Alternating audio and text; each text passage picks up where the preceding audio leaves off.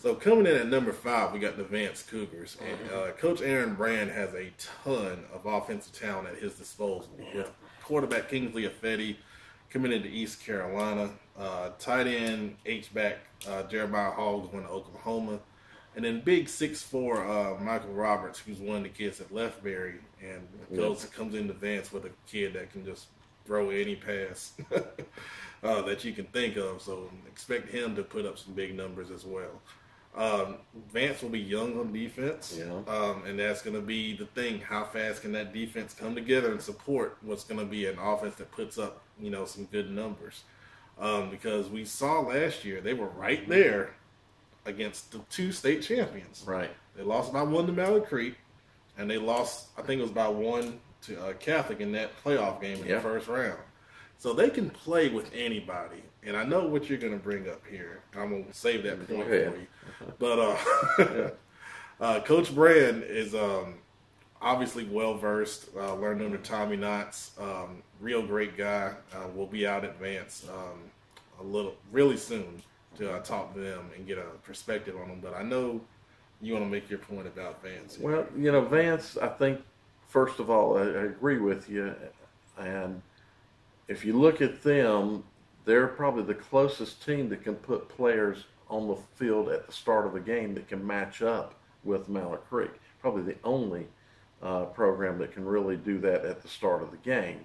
Their problem is depth. Has always been depth, and thus they're able to motivate and get up and play Mallard Creek. But they have the athletes and all to be able to do it. But there's big change in coaching staff there this year. It has got to be worked out, and how's that going to work into game situation, a week practicing situation. Now we're into those routines, and how does all that work out? This is a program that I think can challenge.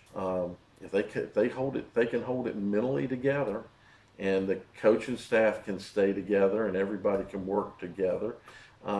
That's a solid place for them, and then a few things happen up. They're kind of a mystery. Yeah, and the other thing, that I want to mention is consistency. These guys at the Powerade 7-on-7 tournament, they took the champion Spartanburg, who didn't lose a game when they played. They took them right down to the wire, and they lost by 1. They went for 2 in the win, and they couldn't complete the pass. But then they turned around, and they I guess their heads were down, and they lost to a Greenwood team that shouldn't have been on the same field with them. So, leadership is going to be key. And like you said, developing depth. And I think the line, we got to see if their line can match up with the big boys. If they have those elements and they're able to be consistent and have good leadership, they can play with anyone. Like we say with everybody, this is so true with this group of kids, at least it was last year. They got to come out each week, each play, and play at that high level and not let themselves get beat down. But they beat themselves down too easily last year. Coming in at number 4, South Mecklenburg Sabres. This is a team that, they've completely rebuilt the program. Coach Rocky White's done a great job in taking a program that was down, getting them in the weight room, really installing good schemes with good coaches. And now you're seeing the fruits of those labors. They've got kids that I think are very talented. Jake Lawler, big defensive end. Antonio Wallace at quarterback. Travis Prince at running back. And Josh McNeely playing receiver and DB. Those guys are really going to be keys for South Meck. And now it's time for them to take the next step. And I think Coach White would agree with that. Where I have them ranked, I have them winning the South Meck 8. You do. I just noted that. It just clicked. I think this is the year that they get past Catholic. They've been so close. I was at the game last year with Catholic and South Meck, and they were right there. They were a couple plays away from getting that win. And I think with Catholic kind of being down for the moment, and South Meck having the leadership and talent they have in the senior class, this could be the year for them to go ahead and take that next step into the upper echelon of Charlotte schools. The last 2 years they, were in it at the end of the ball game. So Coach White has done an exceptional job of instilling pride in the kids. There was a time when kids didn't want to come out and play football, and everyone looked down. And some of you people don't understand this feeling or this the way it is for programs that struggle. But programs that struggle and they're winning 1, 2, 3 ball games a year, the kids get ridiculed. The players get ridiculed in the school by other non-playing students, and there's none of this. You're a football player, man. That's great. It's you're a football player, really? Yeah, you guys are going to get beat again and blah. So it's kids don't want to come out and play. Some kids don't want to, and you need kids. Even even though the kid may not be a starter or even a consistent backup, you need those kids that come into the program that help hold that program up and help motivate the other players and bring team unity together. You need those kind of players, and those kind of players stay completely away from a program that's losing. And you get the kids that are even your best players, they don't have the right mentality when they come out on a Friday night. And all of that has changed. That was the very, very, very, very, very first thing that Rocky told me he was changing there, and that was the mentality of the kids of the program to have pride, right? Not to be the strongest, the fastest, win ball games. They have pride in each other and pride in what they're doing, and they've got that now. So can they take that next step? That's a big step. Yes, it is. And you got them doing it, so I think they can. We'll see. We definitely will. If we're wrong, I'll hear about it. Coming in at number 3 are the Huff Huskies, and Coach Miles Aldridge, has done a really good job. They made a nice run last year. They defeated Mallard Creek, which really surprised a lot of people. Mm-hmm.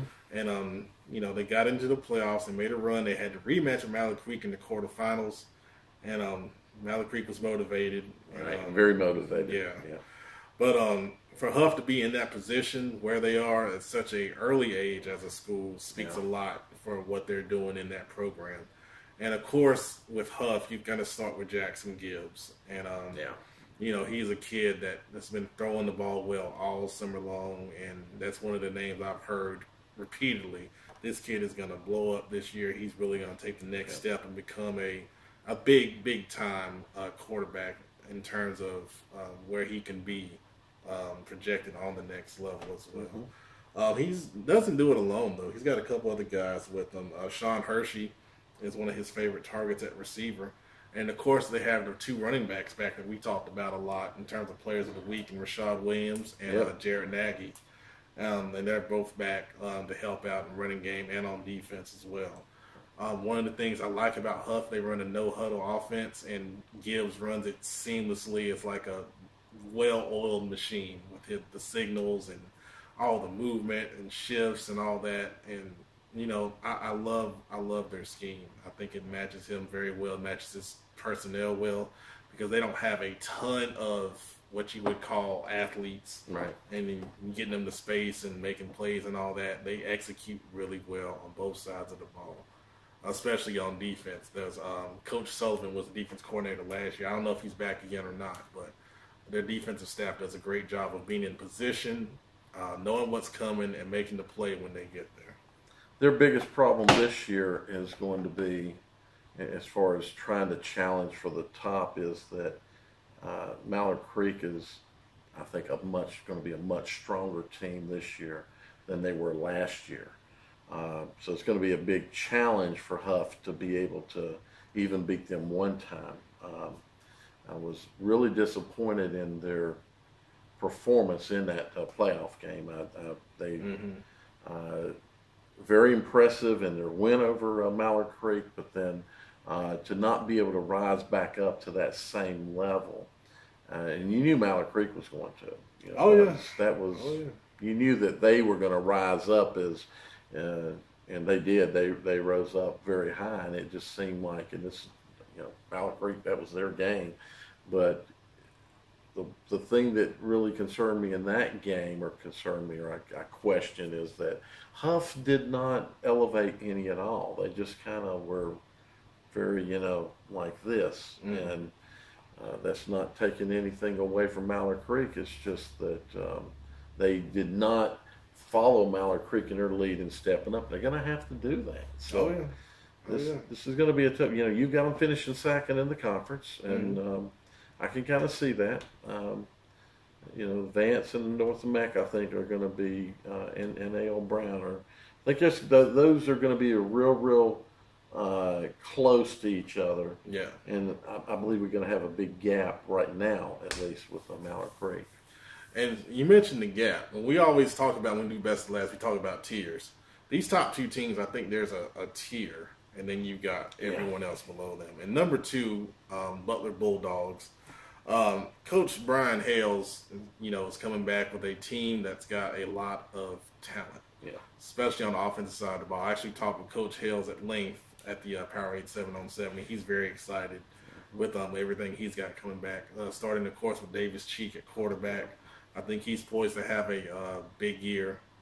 He's got 4 starters on the offensive line returning, and that's very big, especially when you're talking about going against Mallard Creek. You got to have that confidence and teamwork up front to be able to handle that big line that they have. They got the receivers on the outside. They picked up Kuseki Curitin from Barry, one of our favorite guys. Exactly. Great ball player, I think. Great ball player. I think it's either his brother or cousin. I can't remember which one, but Dirk Curitin, number 3, is another good receiver. Brandon Brown, number 7, another good receiver. And then you flip over to the defensive side of the ball. 2 guys that really impressed me in the playoff game last year. Christian Dixon, of course, middle linebacker. We talked to him last year. He's a really, really good kid. Very fast, diagnosis plays, gets everybody lined up. He's a real leader, what Coach Hales told me. Also with Cheek on the offensive side of the ball. Really impressed with his leadership. And big Maurice McLean, defensive tackle. Oh, my gosh. This guy was making plays in the backfield for most of the night. And I'm really impressed with how he comes off the ball. And you can't run at him. You got to double team him. He's a really impressive kid on the defensive line. The question with Butler, I think, got to stay healthy, of course. Right. And the running game. Of course, LeMay's gone. Right. So who's going to be the running back there? If they have, I'm sure they have somebody, but, he's not well known as of yet. But as long as they have that balance and they're able to run the ball, because teams are going to try to take away the pass, obviously. And defensively, I love their defensive coordinator. I like the way he schemes. I think he's very intelligent. He's always got his guys in the right position to make plays. This is a really good football team. Yeah, I think definitely they'll be a much better team than they were last year. It's going to be tougher for the other teams in the Southwestern 4A to be able to contend with them. However, I do think this is going to be a tougher year for Butler in the Southwestern 4A. They're going to have more battles this year. Yes, I agree with that. Which actually could be a good thing for them as they roll into playoffs. They'll be battle tested. They could. I see a gap between them and our next team. I think Butler's got the potential. Definitely have got the athletes, and the coaching comes together. That defense can tune it in, and we could see a defense play kind of like we saw 4 or 5 years ago. Butler, this could be a very, very dangerous team. I think they are. I do think they are. I think this is going to be one of the differences between this team and this next team is just how solid they are on both sides of the ball. Yeah, and that, of course, is number 1, the Mallard Creek Mavericks, and that's no big secret. Right. 3-time defending state champions. Coach Mike Palmieri has built a monster of a program up there, and there's no word of rebuilding. They just reload with so many athletes. They got, I think someone is counting the commits that they have to colleges. I think they're up to 10.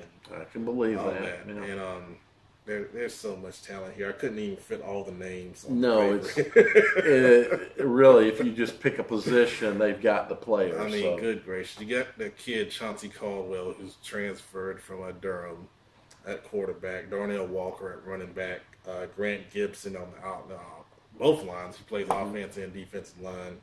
Ryan Jones at receiver. Larry Matkins at linebacker. I've got more. Well, you know, what's kind of funny is I saw somebody make a comment about feeding Jones the ball and blah, blah, blah.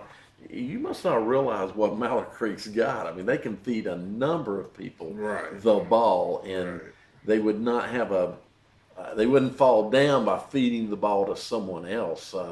There's a lot of talent. You know, I think that's going to be one of the things that I remember Palmieri told me last year about, you know, spreading it out and not feeding the ball to one person, but you know, you got the players, you got to spread it out, and you got to let other people get involved. There's a lot of talent there, a huge amount of talent, and you know, my question is, can they go undefeated?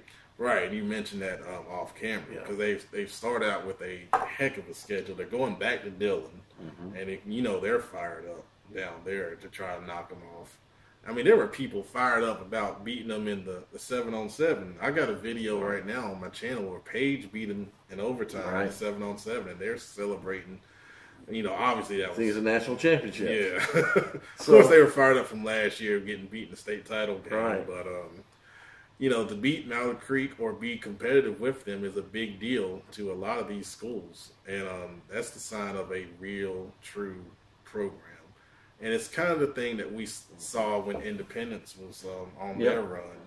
You know, teams, you know, glad to be in the game. And, you know, Butler came close last year in the playoff game. The score was a little closer than the game was because they scored late and kind of made it close. Right. But, you know, they were competitive in that game. So it's not far-fetched, and you know Mallard Creek is not resting on their laurels. Right. They're going to take every game seriously. They're going to give their best effort on a consistent basis. And if you're going to beat them, they're going to have to beat themselves, I think, if a team's going to take them down. Well, you're going to have to be solid on both sides of the ball. Yeah. Period. You're going to have a solid defense and a good, solid offense, and you can't be a team that will get down on yourself. Just again, I just reflect back on you've got to be a team that can step up and rise to the occasion of playing them and play at that level. And when they do something well, you can't let that knock you down and think, "Oh God, this is over." You know, but I still question. I think this is our state champion again, but I have to see them go undefeated. And the question is, can they? And I know that's not the most important. The most important thing is to win the ring at the end of the season. Yeah, that's Coach Palmieri's thing. Exactly. Win the ring at the end of the season. You know, I remember Coach Easy Smith used to talk about, you know, up at Concord. He wouldn't do scrimmages. I don't know if you remember that, but he would not scrimmage anybody. And because he didn't want the injuries, and he didn't worry about his record in non-conference. He could lose 3-4 games. He didn't care. It was what happened in conference, because that's the way our playoffs are set up. What you do in conference is most important. Now, it's very important to have a good non-conference record as we start balancing out where you're going to get seeded. But the most important thing is once you hit playoffs, that you win. And you win those 5 ball games and you get a ring to see, because we hadn't seen that yet. I'd like to see them go undefeated. Well, that's your challenge, Mallard Creek from Dale.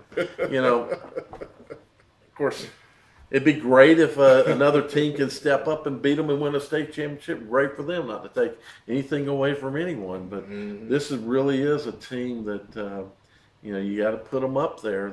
They are up there. They got the staff. They got the players. They got all the ingredients that they should be the state champion on paper. That's right.